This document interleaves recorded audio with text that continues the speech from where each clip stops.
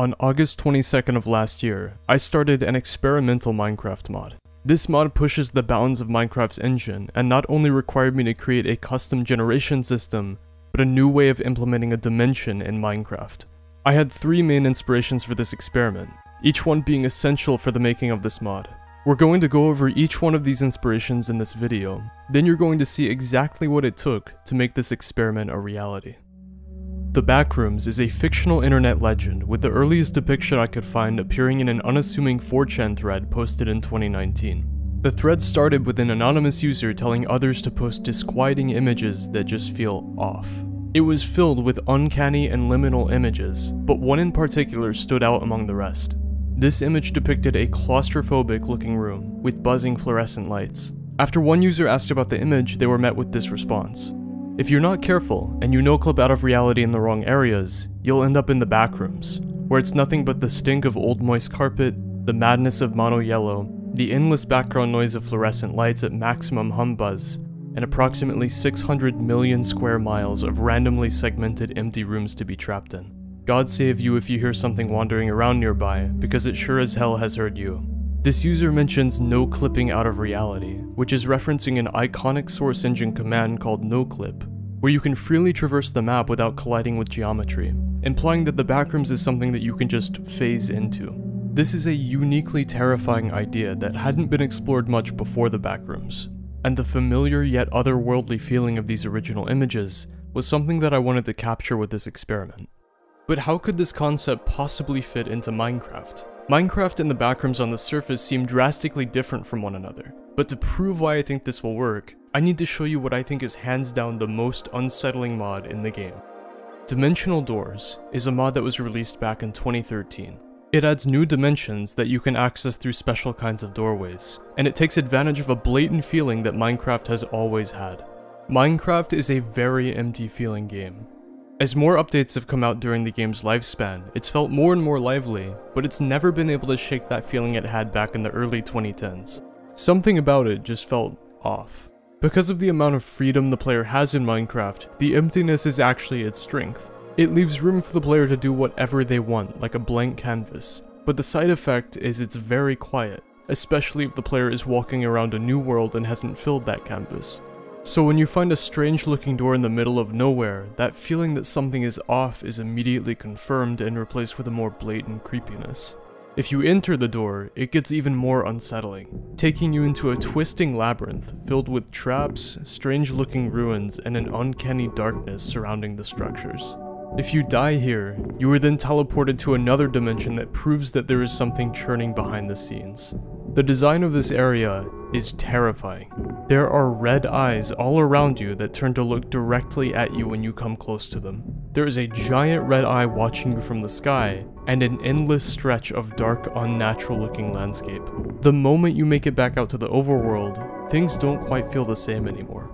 Just knowing that behind the scenes of a game that already felt slightly empty and off, there is an unsettling and confusing world beneath it all, it's hard to call this mod anything less than terrifying. This alone confirms that dimensional horror has its place in Minecraft, and we will use this innate feeling of emptiness in our experiment as well. There are multiple different depictions of the Backrooms that we could take inspiration from, but in my opinion there is one specific portrayal that captures its eerie nature better than the rest. In January of 2022, the YouTuber KanePixels released the first video of his Backrooms series, simply titled The Backrooms Found Footage. This video followed an unsuspecting cameraman clipping through the floor and dropping through the ceiling of the Backrooms.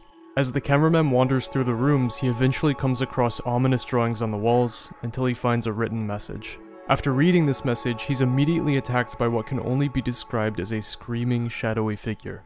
There are three main details from this video that we can utilize in order to build our mod. The first and one of the more important things is what we saw at the very beginning. The way you enter the Backrooms adds to the horror itself. No clipping through the floor immediately sets a jarring and otherworldly tone for the Backrooms. Unlike how Dimensional Doors leads up to the transition, the Backrooms relies on a jarring surprise to put the viewer into an unsettled state. But there's a problem with this. When you normally enter a new dimension in Minecraft, what happens? A transitional loading screen appears where, depending on many factors, you will have to wait a sluggish amount of time in order to finally be teleported to where you're going. For normal Minecraft, this is not a problem. But if we want to recreate this jarring no-clip effect, then later we will have to come up with a creative solution in order to work around this limitation. Another detail that stuck out to me was in the middle of the video, while the cameraman was being chased by the entity. He enters a set of rooms that look different from the rest. While the previous rooms look completely random, these are patterned, and the transition from one set of rooms to the others feels almost cinematic and creates a jarring contrast that adds to the video's otherworldly feel. What we can gather from this detail is that not everything in our mod should be left entirely up to randomness. We need to somehow guide our generation system to build patterns, but still leave things random enough so that we can't predict it. Finally, we need to find a way to build tension while the player explores, bringing the creepy atmosphere to life by making it feel like something is always around the corner watching you. A perfect part of this video to take inspiration from is about 1 minute in, where the monster that's following the cameraman peers around the corner. The moment it's spotted, it quickly hides back around the same corner. It may not seem like much, but this little encounter is enough to subtly announce a hostile presence. And although the backrooms might be quiet and eerie, the thought that there is something lurking around the corner immediately brings the area to life, turning that eeriness into a looming sense of danger. These details give us enough to work with for the experiment, and now we can figure out exactly how we can integrate these ideas into a cohesive Minecraft mod. But before we do, there's something important I need to mention. I have gotten thousands of comments over the past 2 years filled with ideas and suggestions for mods that I would never be able to get around to in a reasonable amount of time. If these comments tell me anything, it's that many of you have unique mod ideas and would probably love to have the ability to bring these ideas to life. And I think that's why the sponsor of this video will be a massive help to you. Brilliant is a tool where you can learn hands-on, with thousands of interactive lessons including topics like math, data analysis, and most importantly for us, programming. Brilliant teaches in a way that is proven to be 6 times more effective than watching lecture videos alone. And each lesson is filled with hands-on problem solving that lets you play with and understand concepts that are essential to learning how to make your own mods. As someone who has been programming for over 10 years, I can confidently vouch for this platform after using it. It's got an incredibly satisfying and user-friendly design which will keep you hooked on learning. With a focus on problem solving instead of memorizing, you will build your knowledge intuitively, not only helping you understand specifics, but helping you think and code, which is key in learning how to make your own mods. Brilliant also focuses on making learning a daily habit with its engaging and bite-sized lessons so that you can learn little bits each day, keeping it fresh in your mind. What I recommend for you are the programming courses. These help you get familiar with Python so that you can learn coding essentials like loops, variables, and conditionals. With these courses, you can develop your mind to think like a programmer, and you'll better understand the inner workings of Minecraft and any other game you're trying to mod. You can get started on these courses and many more for free for 30 days, as well as get a 20% discount from an annual subscription if you visit brilliant.org/Gargan, or click the link in the description. This video would not have been possible without Brilliant, so by checking it out, you'll be supporting me and teaching yourself how to bring your ideas to life. This is the start of our generation system. I've programmed it to create a room for every chunk. By doing this, it isolates 16 by 16 block sections and creates a blueprint for this space.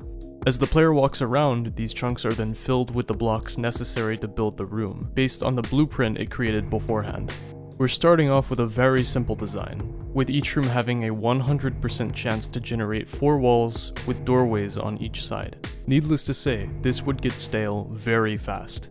In order to make the generation slightly more interesting, let's add a random chance for a room to generate a single random wall instead of 4 on each side. Now our engine feels a bit more interesting, but there's still something very wrong with it. The rooms will feel incredibly segmented and unnatural, as if there is a clear divide between each chunk, if there's no way for them to know what their neighboring rooms are creating. So next, we need to give each room a chance to extend a wall from its neighbor. This way, long hallways have the ability to form naturally. Immediately, it's starting to feel much more like the backrooms. By adding even more randomness and giving the engine the ability to spawn random doorways as well as multiple random walls in the same room, we get an even more natural feeling layout. But right now, the patterned 4-wall rooms seem to drop in at random, which feels spotty and out of place. The solution is making them spawn in clusters, like a vein of coal and vanilla Minecraft, which makes the entire world flow even better. At this point, we've designed a faithful recreation of the backrooms, but we can go even further. One way that we can recreate that cinematic transition from random to pattern rooms that we saw in the Kane Pixels video is by creating different biomes for our generation. But how do you even go about designing a biome for the backrooms? In this context, a biome would be a different set of instructions for the engine to map out rooms uniquely. The generation we've already designed would be one of these biomes. I designed 3 additional biomes to go along with this one, each with a personality to serve a unique purpose. The first biome I designed is incredibly simple but creates a massive contrast with what we already have. I nicknamed this one the Cubicles. It serves to be a trippy, endless stretch of rooms almost looking like a glitch in the generation. The next one is called the Graveyard, and it serves as a contrast but in a different way than the Cubicles. This biome prefers generating empty rooms with less walls, creating massive stretches of empty space, which is a stark contrast from the other 2 biomes. And the last biome is called the Maze, and characteristically is a claustrophobic gathering of walls and doorways. Each room in the maze has a much higher chance of extending a wall from its neighbor, which naturally creates an assortment of hallways, passages, and dead ends. Almost every section of this biome feels awkward, and some passages feel like they just shouldn't be there. As the person who designed the mod, I feel like I can't predict what the engine is going to do next, which makes walking around this biome incredibly uncanny and oddly terrifying. But its only purpose isn't just to feel uncanny. I wanted this biome to be objectively more dangerous than the rest of them. But in order to make that the case, we need to design an entity to lurk this maze. This is Tinhead. For its behavior, there are 2 very important things that we need to keep in mind. The first is that it should use the awkward corners and walls to its advantage, even while it's chasing you. That way it feels like it could be around any corner at any time. Secondly, it needs a way to quietly announce its presence, so that you always feel like there are eyes on the back of your neck. When the Tinhead spawns in, there is an 80% chance it will start its stalking behavior. When designing this stalking behavior, we need to find a way to make sure that the Tinhead stays discreet while stalking and can quickly retreat behind cover. In order to design it this way, we first have to know how Minecraft handles pathfinding. Whenever a mob is told to move to a position, Minecraft's navigation will generate a path. A path is built up of nodes, which are the points that the mob walks between in order to efficiently reach its destination while avoiding obstacles. For the behavior, we first need to generate a path from the Tinhead to the player. We then need to write a method to find out which node, when stepped on, would reveal the Tinhead to the player's line of sight. In most situations, this node's position is going to be right around the corner from the player.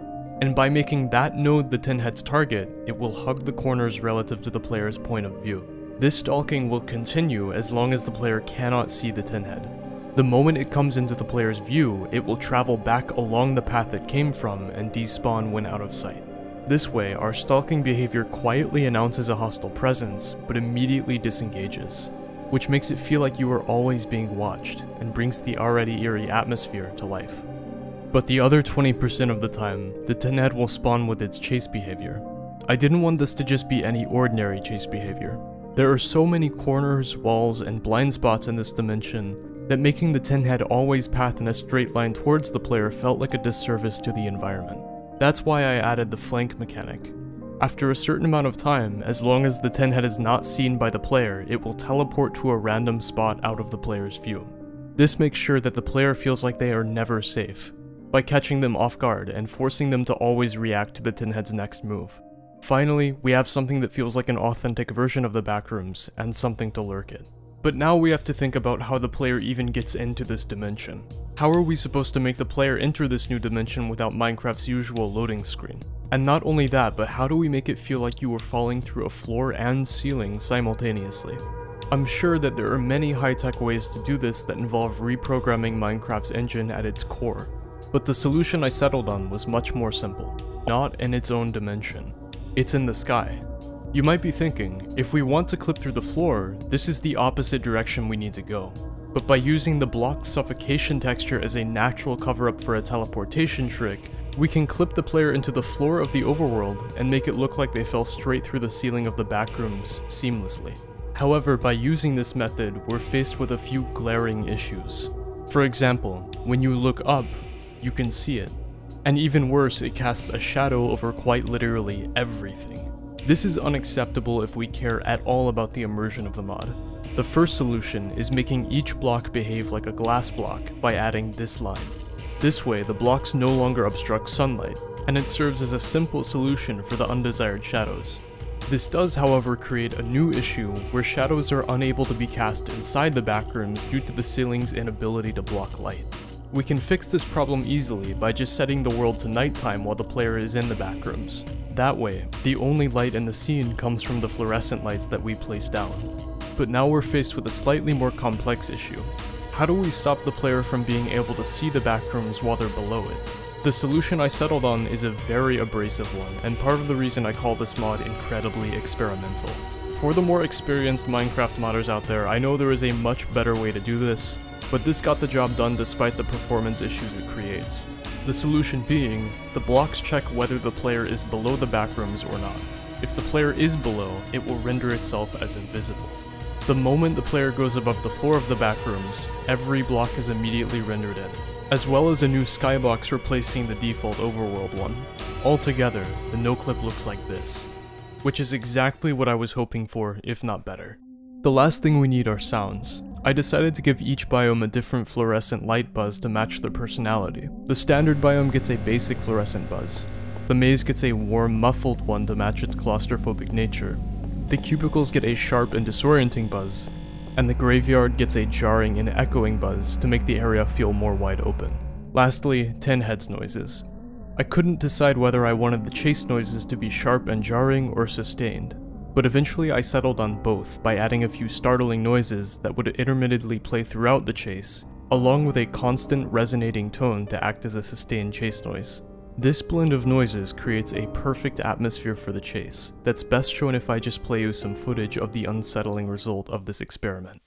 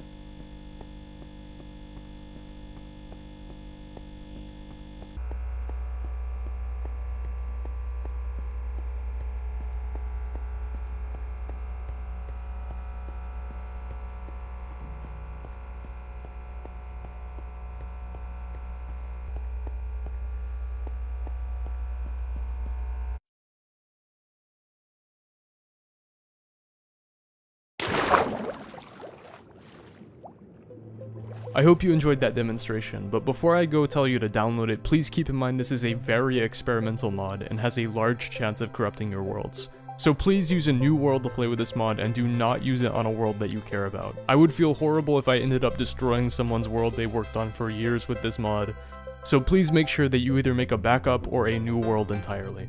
This video would not have been possible without all of you, so thank you so much for watching. And also a huge thanks to Brilliant for sponsoring the video because it also wouldn't have been possible without them. You can check out Brilliant and get early access to these videos on my Patreon by going to the links in the description. Thanks again for watching, and if you like creepy video essay / modding content, then you can go to my channel for more of this. Anyways, I hope this inspired you, I hope you have an awesome day, and I'll see you in the next one.